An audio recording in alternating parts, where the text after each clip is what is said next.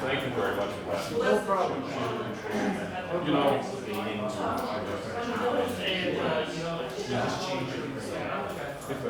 if a person wants to, you know, hopefully, you got that, like, Oh, yeah. oh, this is very good, this is very good. Yeah. People want to go, oh, we're going to meet.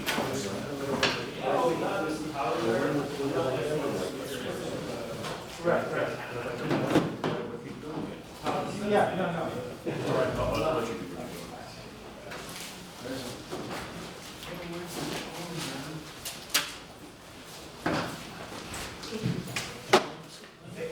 Are you in the left-hand side? I'm right also there. I know. Three of us have.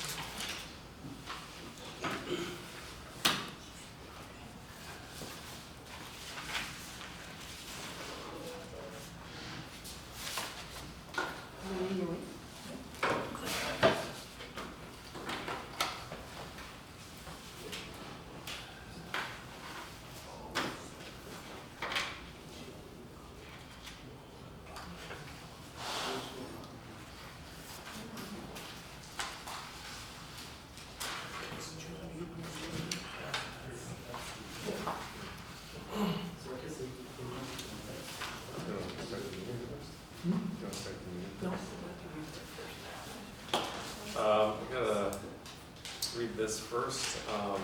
The GFPID acknowledges that we are gathering within the traditional lands of the Statutory Nation. Call the meeting to order.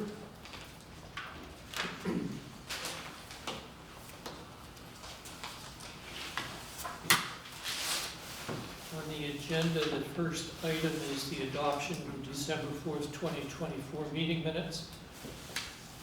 Those minutes are currently not available due to some computer issues that we're trying to work through right now, so hopefully we'll have them for the next meeting.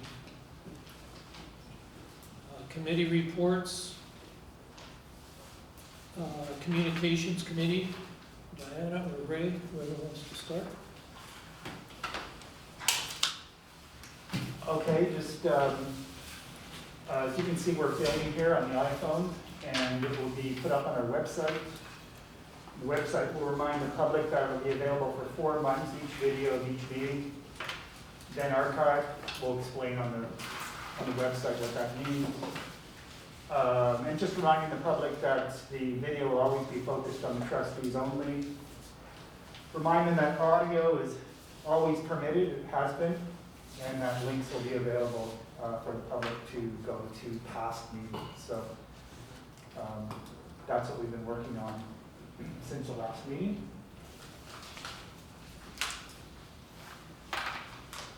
And we would remind anybody, if you do not wish to be videoed, please let us know. And we will take steps to ensure that you do not appear on video, but your audio will be recorded.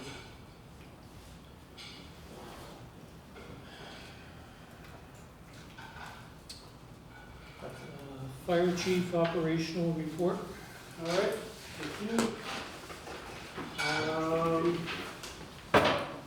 Great, so we'll conclude last year's call volume, just as this is the first meeting back since the new year. So welcome back, everyone. Emergency calls from January to December of 2024. Total was 538 calls. They break down as follows. They're broken down by month.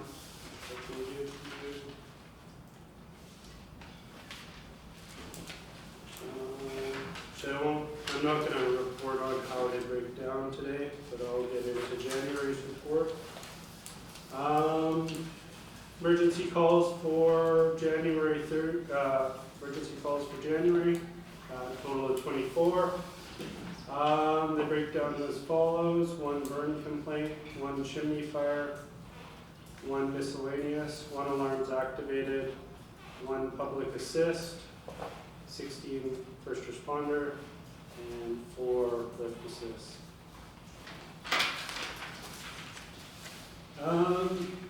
Fire rating is currently at low.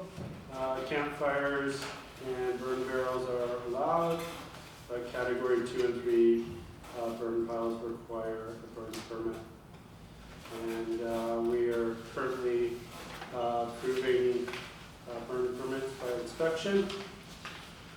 Monthly review of operations. So we're maintaining all the equipment and now getting it certified for the next season. Apparatus just went through pump testing, and all the apparatus have been serviced. CVIs are coming up next week, so get all the trucks do their commercial vehicle inspection. We are actively working on securing more RDN FireSmart funds, but we remind we're still working on the 2023 money from the grant, and the 2025 hasn't been applied for. So we urge any members of the community that want to see more FireSmart activity to reach out to our RDN representative, Vanessa Craig, and remind her how important our FireSmart program is.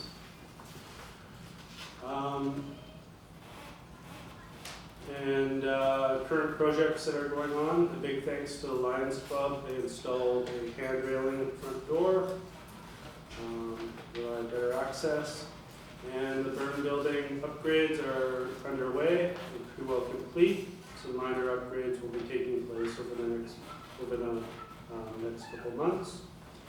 And the membership to message to our members and public. A big thank you to our membership for their dedication and countless hours spent training and responding to calls throughout 2024. Their commitment to serving Gabriel is truly appreciated. Thank you. Deputy's report. Any questions from the board?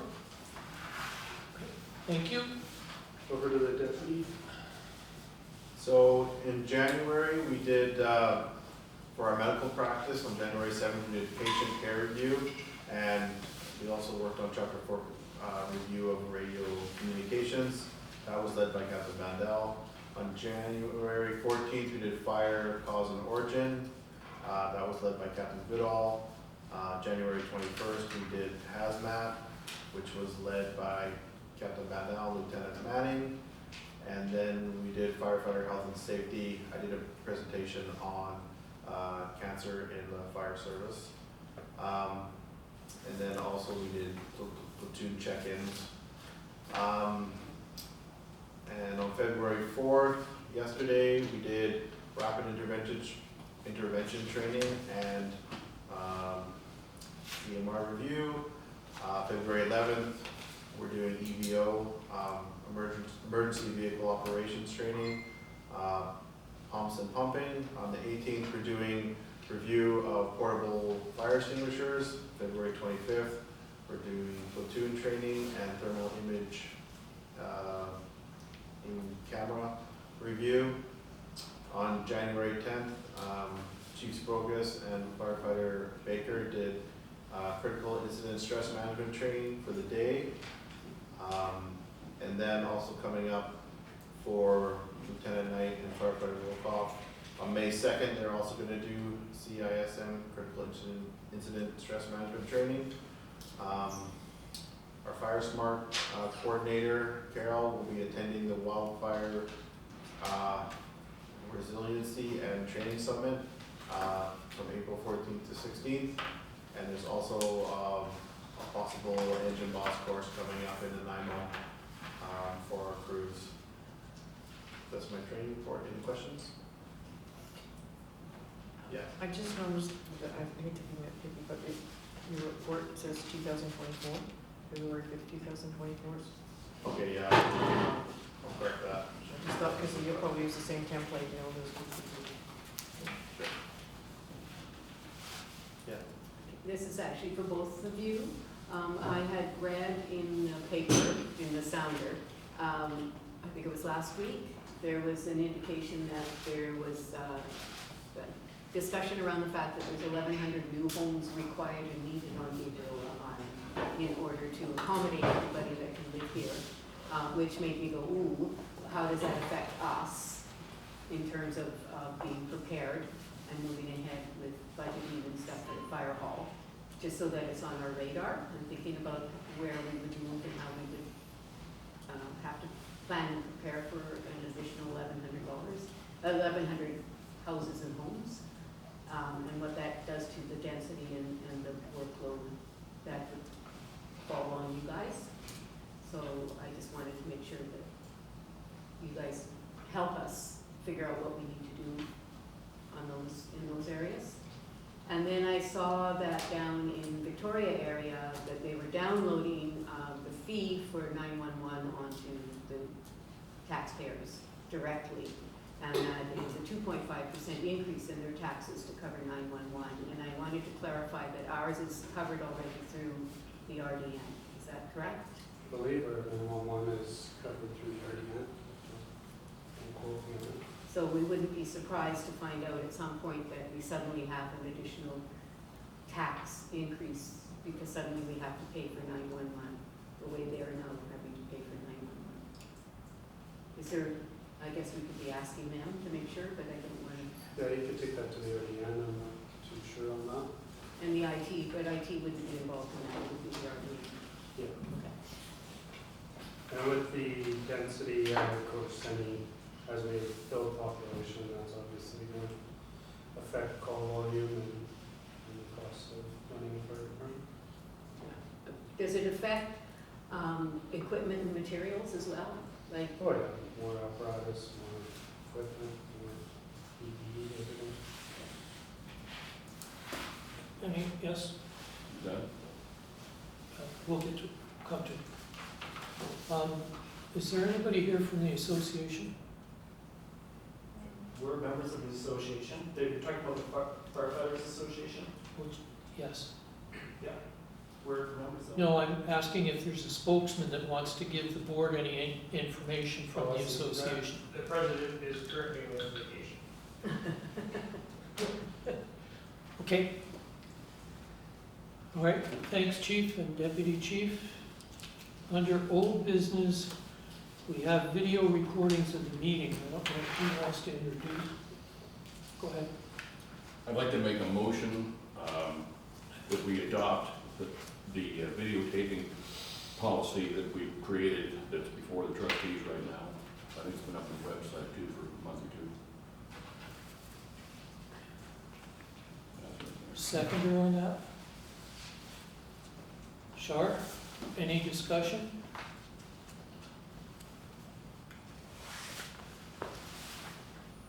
Okay, what this policy does is it creates for the Gabriola Fire Protection Improvement District all public requests to video or audio record regular, special, extraordinary, general, or Gabriola Fire Protection Improvement District Board of Trustees meetings. And it's also to establish procedures for members of the media who wish to record regular meetings of the Board of Trustees for the Gabriola Fire Protection Improvement District, and establish a protocol for those who do not wish to be recorded. Any questions or concerns? Okay, we have a motion on the floor to adopt the policy. We have a second. All in favor? Carried. Thank you. We have no new business. We have, with the board's permission, I will add a late item to the agenda, and that is the elections for the Gabriola Fire Protection Improvement District for 2025. If there's no objection. The elections this year involve myself and Shar, who are both up for re-election.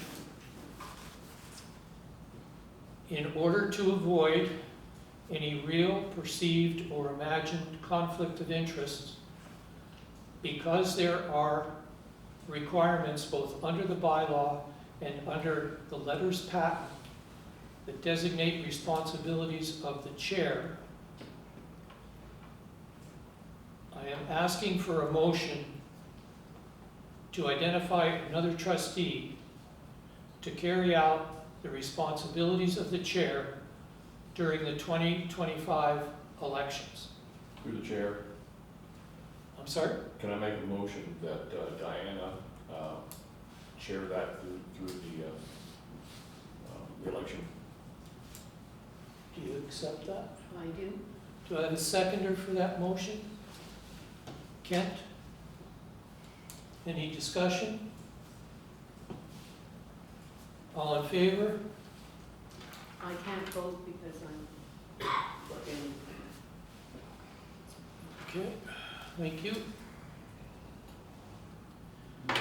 Okay, we're now down to the question and answer period. Anyone have any questions? Yes? So you've adopted today by resolution change to your meeting procedures bylaw, in that you have incorporated meeting procedures around the videotaping of meetings. But a bylaw cannot be changed by resolution. It can only be changed by bylaw. And so, are you aware of this and the fact that it invalidates your ability to enforce your policy, which must, as I say, be adopted into the meeting procedures bylaw and not merely incorporated as a resolution? We'll take your question under advisement. Thank you. Any other questions? Derek? Just to clarify, I'm sorry, you're gonna have to yell because my ears are full. Yep, just to clarify, during the election part of the meeting there, you said that you and Shar are up for re-election. So are you saying you and Shar have, your terms are ending and you're both intending to run for re-election? I'm not saying anything about anything other than, Your terms are ending. that's right. Yes? About a week before the December meeting, I submitted to the board a piece of correspondence from my solicitor concerning the matter of videotaping the meetings. with a request that I be permitted to read that at the December meeting. Because I missed the deadline, I was not so permitted, and the correspondence was not included in the agenda or minutes, well, in the agenda for December. It has also not been included in today's meeting. Is there a reason why my correspondence, clearly intended for the public record, written by my solicitor, has not been adopted into the public record of the board?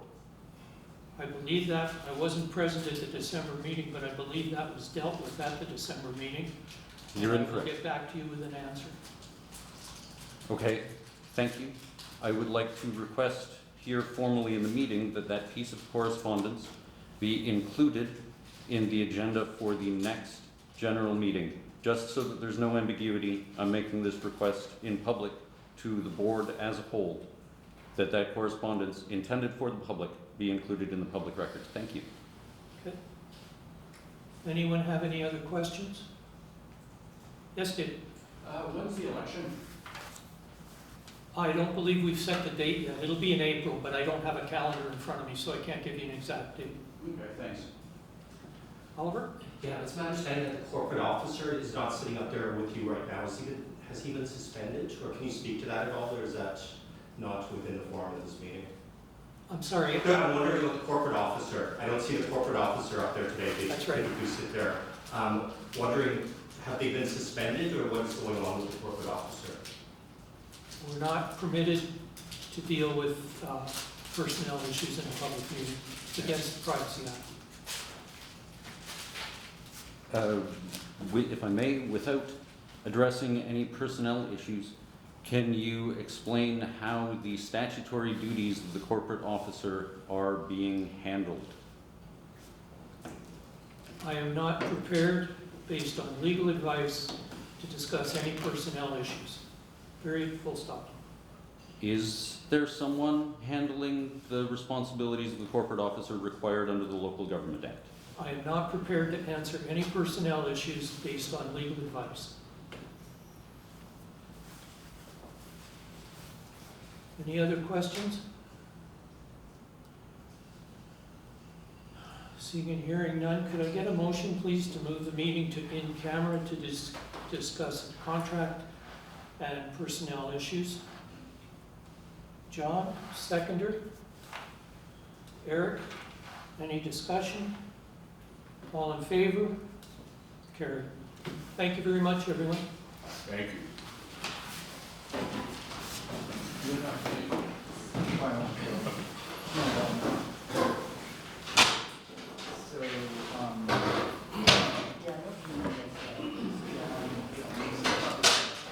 John said, what were you looking at it, whatever.